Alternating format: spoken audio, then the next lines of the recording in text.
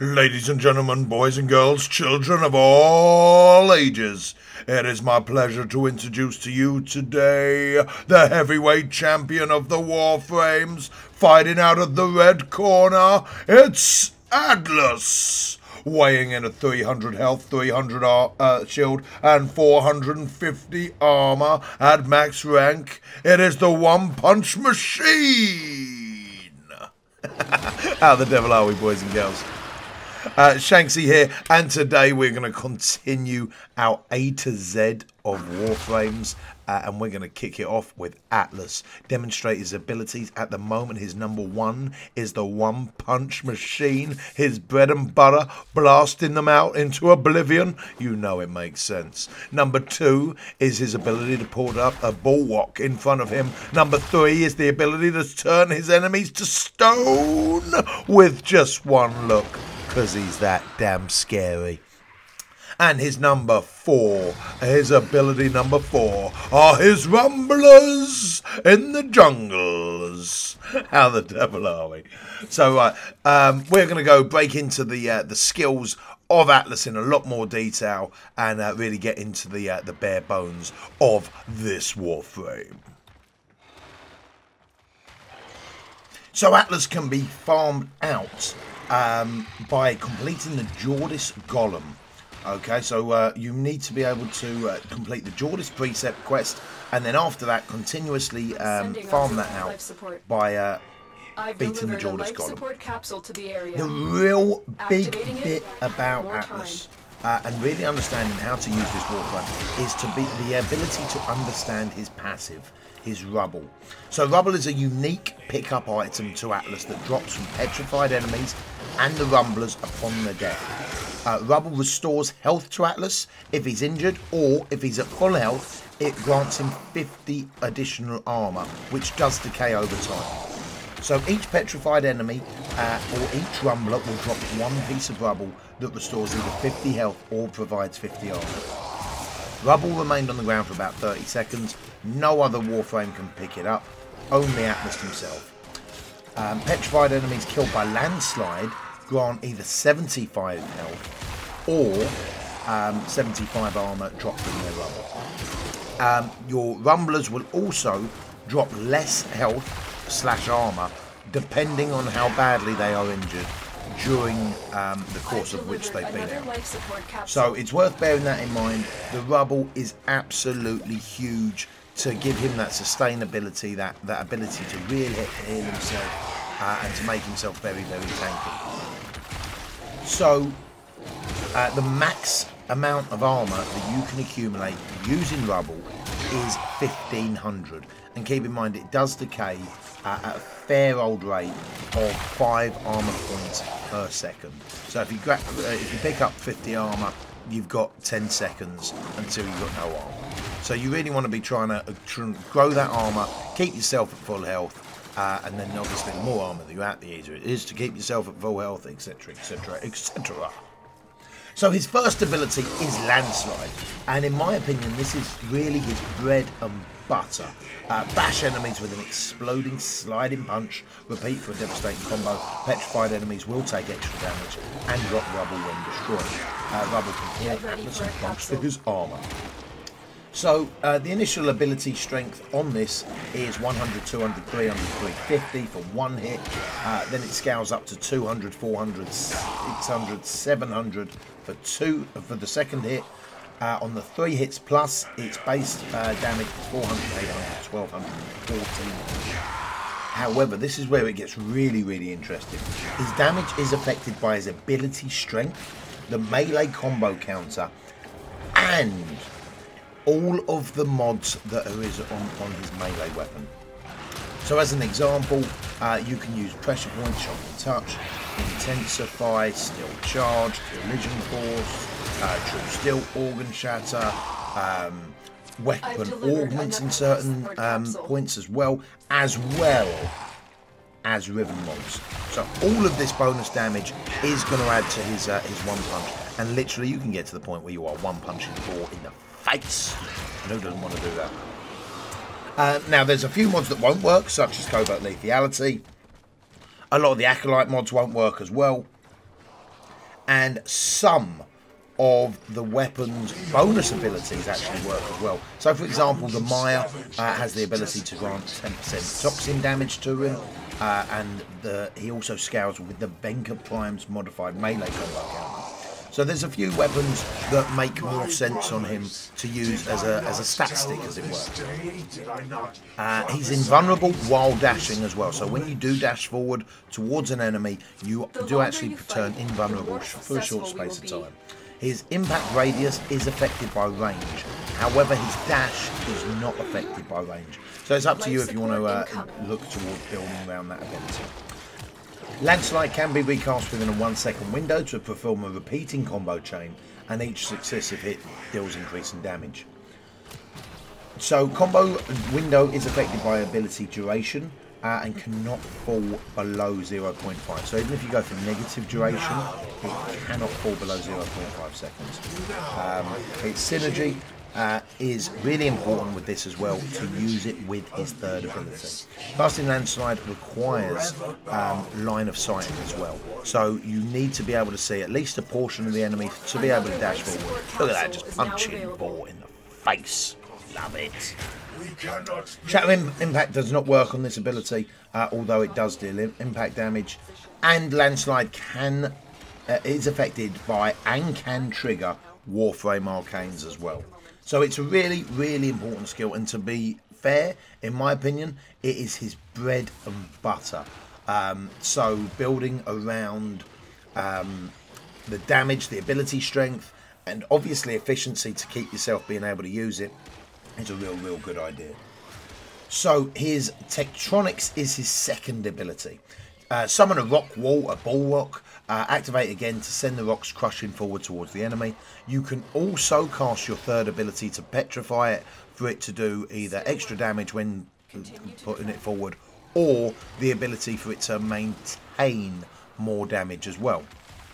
One thing that's worth keeping in mind with this particular ability, I don't really use it all that often personally, but if I'm on a mobile defense, if I'm on an interception, especially a solo interception, I will cast it towards a defense point, because it's going to make any melee enemy attack that directly.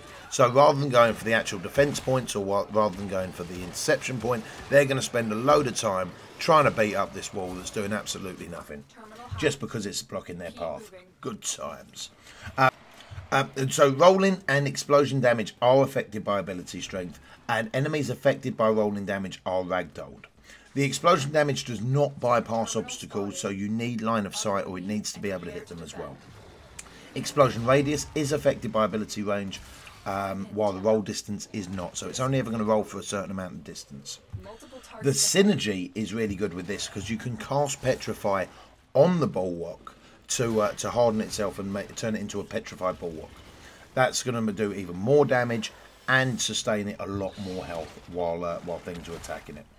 Atlas can maintain only one bulwark at a time, unless you get the augment mod for it.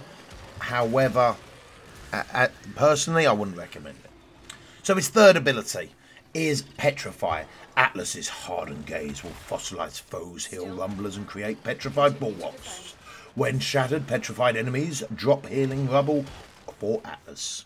So its strength 100% on rumbler heal. Its duration is for 5, 10, 15 or 20 seconds. Huge amount of CC. Its range is based off of 10, 11, 12 and 14 meters, but it's a cone length, I might add. So Atlas unleashes hardened gaze in a conal burst, 10, 11, 12 or 14 meters with a 60% field of view. All enemies caught within the cone are instantly turned into stone. They also then will take more damage from all sources, including your one punch as well. Petrify will not solidify enemies behind obstacles, so again you need line of sight. Stone duration is affected by duration. Cone length is affected by ability range. However, you're never going to get better than 60%. But to be honest with you, 60% is a huge area of effect when it comes to this particular skill. You can speed up the casting animation by using natural talent and speed drift. and when killed, each petrified enemy will drop 1 piece of rubble for Atlas to pick up.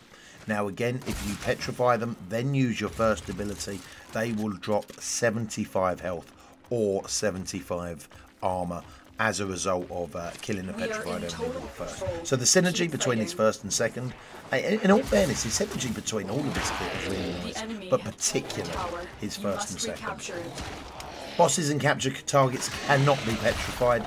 Frozen enemies cannot be petrified, they're already frozen. Enemies will turn to a darker tone, so you know that they're petrified. Using petrified on an enemy that is currently solidified will not refresh the stone duration, so you cannot re-petrify them for an extra length of time. Then you've got to wait for them to come out so you can turn them to stone. Casting Petrify will interrupt Atlas's actions and movements as well. So literally when you cast that, bam, you're going to go into that animation speed. His fourth ability are his Rumblers. Summon 2 elemental stone brawlers to melee.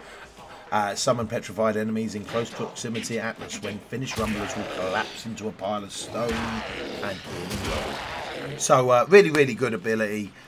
It's one that I do try and use a fair bit, especially if you're playing solo. It grants a few extra things on a few extra targets for the enemies to focus on. They deal a decent amount of damage as well, and then when they do collapse into stone, you can go over there and grab some additional rubble, heal yourself back up.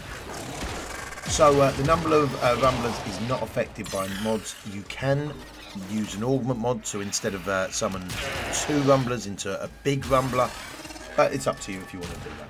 Cast delay of about 2.5 seconds is affected by natural talent speed drift. Rumbler duration is affected by duration, while the Petrify is not. You can cast your third ability, the Petrify, on the Rumblers to instantly give them full health again, which is really, really good. So that is the bread and butter of his skills. So without further ado, let's go into the builds. Right, guys, so there's a few different builds that I've gone with for Atlas, and I've got to be honest, I'm still not entirely happy with any of them, to be honest. The one that I'm enjoying the most seems to be this one. So Steel Charge, Power Drift, Vitality, Steel Fibre, Armoured Agility, Streamline, Transient Fortitude, Augur Secrets, Intensify, and Hunter Adrenaline. It's only a 1-former build, and you can get away with 1-formers and things like that when you're using Steel Charge. It really does help. Now, as you can see, I'm building fairly heavy on strength, okay on efficiency. Duration, I'm leaving a little bit, and I'm trying to stack my own armor up and my own health up. Now, if I wanted to put more former into this, I would probably then start looking at building towards an Umbra variant. And I feel like with an Umbra variant, that could be really, really strong, but it's going to take a lot more former. And I don't really know how I feel about putting that amount of former into him at this point in time.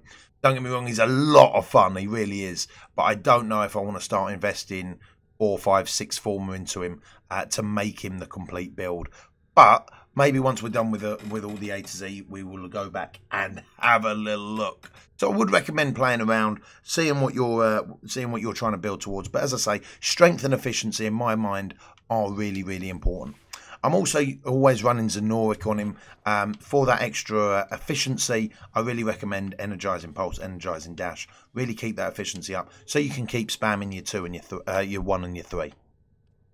As far as his sword goes, what I'm using at the moment as a stat stick was actually this particular weapon. I think I was using this build, but you can play around with this. Keep in mind, get yourself into a weapon that you've got a Riven mod. You know, use something that's not heavily used, maybe a 5 Riven disposition, and really play around with his 1. You're going to find some crazy builds and have a lot of fun. So anyway, guys, I hope this has helped. I hope you guys enjoy playing around with Atlas. Have as much fun with him as I have, because honestly, punching 4 in the face, that's a win-win in my book.